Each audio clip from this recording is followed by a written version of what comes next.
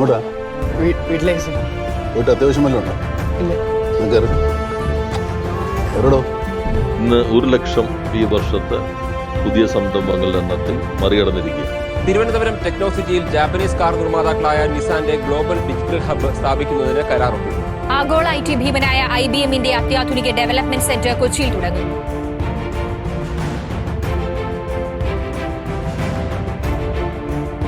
Metal industries എന്ന് പറയുന്ന സർക്കാർ സ്ഥാപനമാണ്. നിങ്ങൾക്ക് പൂർണ്ണമായിട്ടും വിശ്വസിക്കാൻ പറ്റുന്ന നമ്മുടെ സർക്കാരിന്റെ ഒരു പ്രൊഡക്റ്റാണ്. ചന്ദ്രയാന്റെ ഏറ്റവും സുപ്രധാനമായ 3 ഘടകങ്ങളെ നിർമ്മിച്ചത് കേരളത്തിന്റെ 3 പൊതുമേഖലാ സ്ഥാപനങ്ങളാണ്. Keltron, KMML, SIFL. Missionary expo 2024. And these capabilities have gotten it ranked as one among the top states in our country. ഇന്ന് വെള്ളൂർ HNL KPPL ആയിട്ട് ഇന്ന് പ്രവർത്തനം ആരംഭിക്കുകയാണ്.